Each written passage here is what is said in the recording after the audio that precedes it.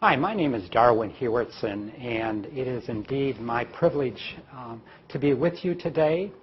I was asked to make this presentation on the emotional and spiritual attributes of caregiving from a chaplain's perspective.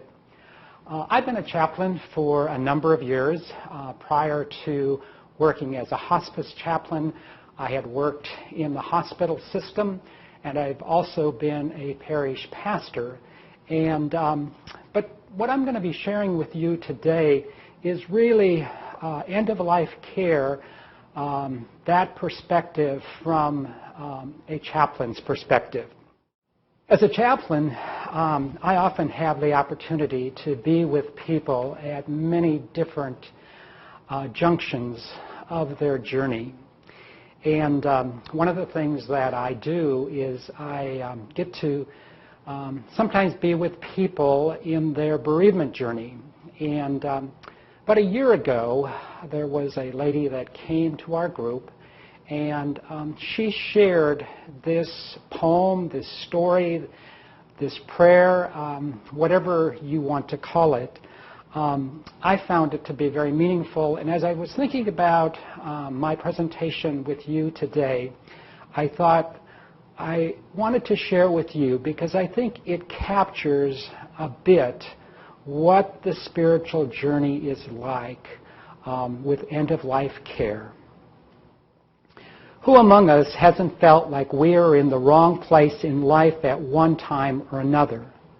Like we have somehow taken a wrong turn and ended up in a place that seems wrong. But I heard something the other day that I keep remembering. The path doesn't get lost. It may take you into unfamiliar territory, and you may be confused and afraid, but the path doesn't get lost. It always knows where it's going. And if you stay on it, you'll come through the shadowy places, the murky places, the darkest valleys. You have been given a promise, not that the journey will be an easy one, but that you will never go alone. As a hospice chaplain, one of the things that I have certainly become aware of is that end of life is really a sacred time. It's a sacred time because all of a sudden, when one becomes aware of one's limitedness, one is aware that it not only offers challenges, but many times it also offers opportunities. There's a well-known author, and I forget his name right now, but he often talks about the important things that people learn they want to do when they realize they have limited time.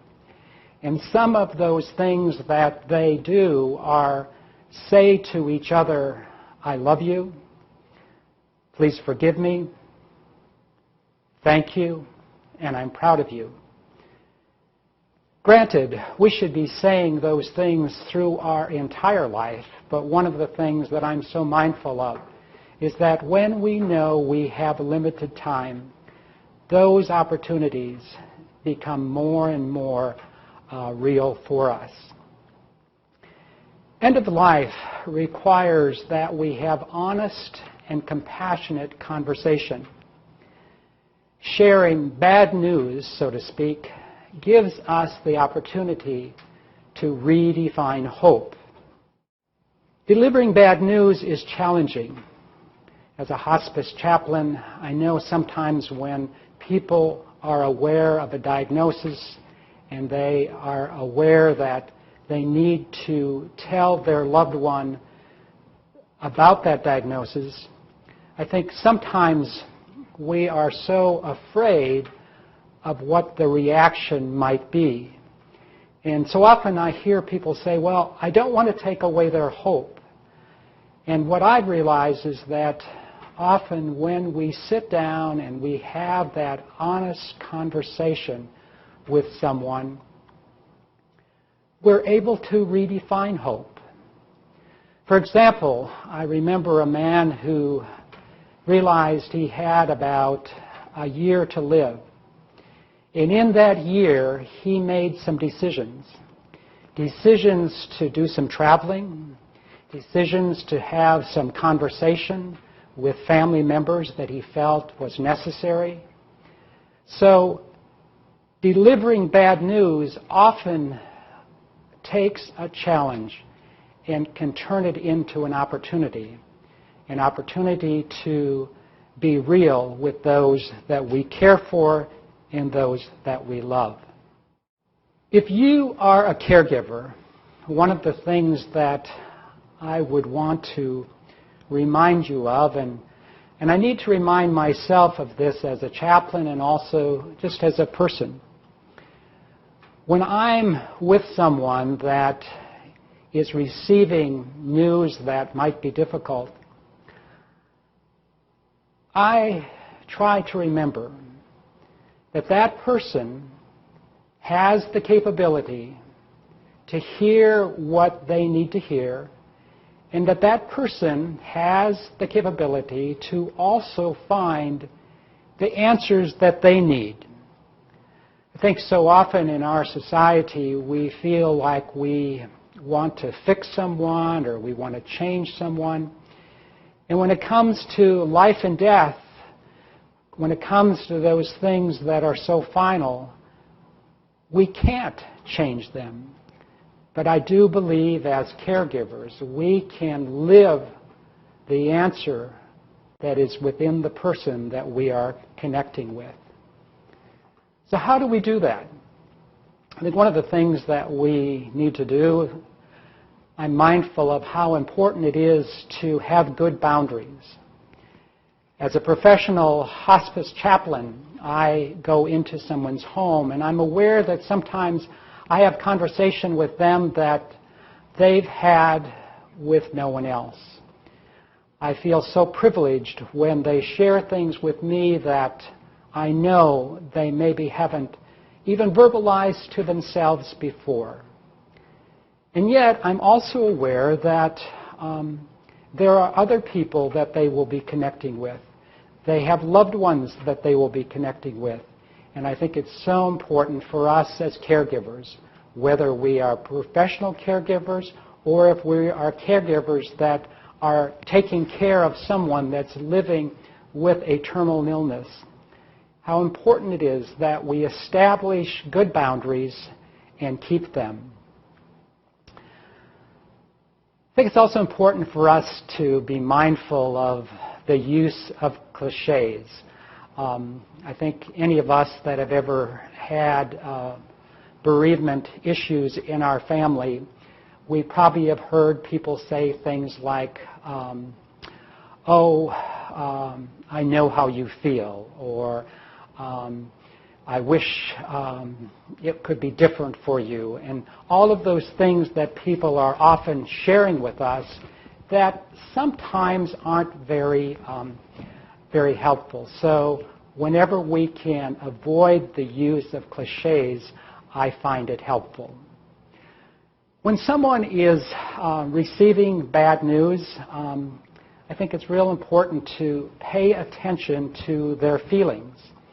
For example, when someone is sharing with them that they have a terminal illness, their feeling level may be any number of things. They may be angry. They may just shut down. There just may be a sense of shock about what they're hearing. They may feel sadness. They may feel any number of things. And I think the most important thing that we can do when we're with someone, when they're just hearing that news, is not to focus so much on what we're saying, but more on what they're feeling and what they're sharing with us. One of the things that I have come to appreciate about people's spiritual journey is that sometimes when we're connecting with people in end-of-life care, sometimes they really might welcome us to pray with them. But I have learned never to assume that. So when I'm with someone and we're sharing bad news, we're sharing information about their illness, I always will say, I'll always ask, would you like me to say a prayer with you? And many times they will say yes, and I've had sometimes when people will actually say, not right now, but maybe later. And I think it's so important that we recognize and honor what the person's request is at that time.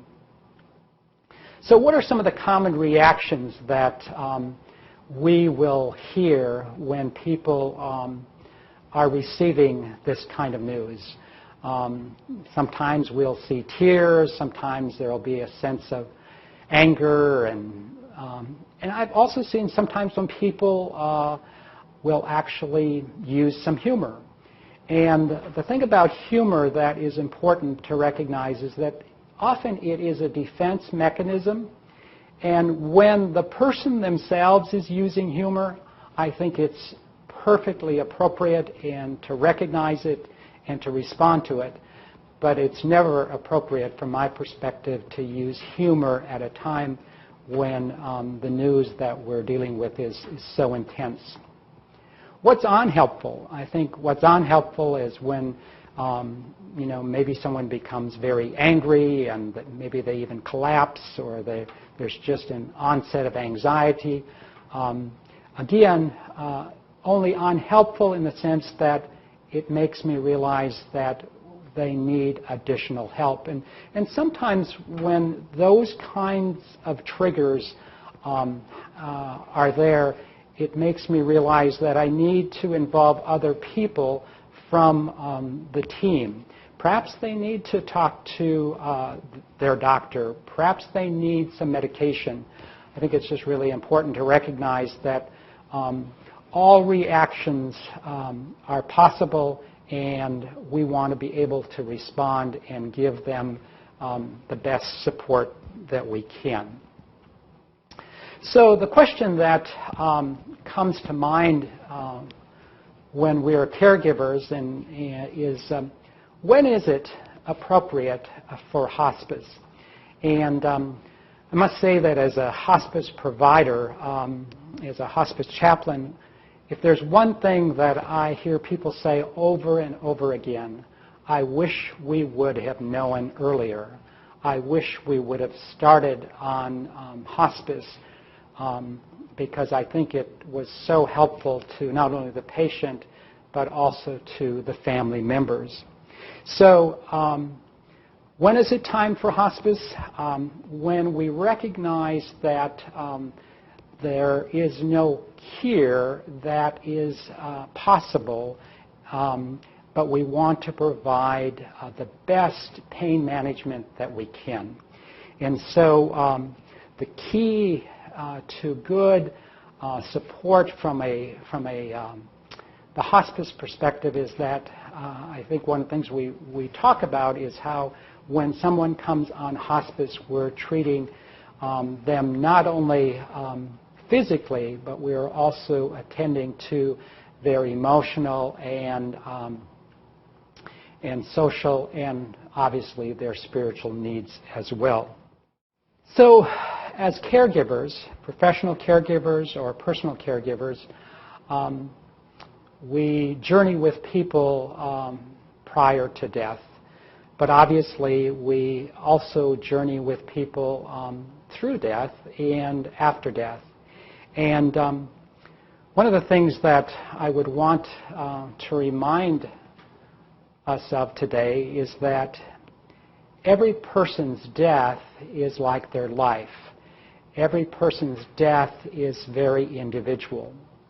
And with hospice, the goal always is how can we help that person have a good death. And a good death, from my perspective, is a death in which the pain is minimized and you're surrounded by family and friends, and you feel the support of family and friends and your faith. So again, every person's death is like every person's life. There is no typical pathway. Death comes in its own time and its own way. And one of the things that many of us who are in pastoral care are mindful of is the words being a non-anxious presence with someone at the time of their death. And what that means is wanting to be present so that our being with someone is a sense of comfort and support. And again, so often I think we, in our culture, worry about what am I going to say to a person who's dying, or what am I going to say to the person who's at the bedside. The important thing isn't so much what we say, but the important thing is that we are present and we are available. So often in the work that I do as a hospice chaplain in our orientation, I often ask folks to identify a time in your life when someone was there for you. I ask them to write down their name and what was it that they did and what was it that they said at that crucial time when they were present. And more often than not, as we go around the table and people share their examples, they often remember that someone called, that someone gave them a hug, but many times we really don't remember what they said. So it just reminds me that having personal presence with someone at such a significant time is so important. Ken Doka is a Lutheran pastor who has, for many years, written lots of books about death and dying. And several years ago, I had the opportunity to hear him present here in San Antonio. And he had this quote that I want to share with you today. And I think it captures so well, for me, what it means to be a caregiver. The role of a caregiver might be compared to a candle. A candle can help illuminate an experience, provide a path in the darkness, and give courage to explore.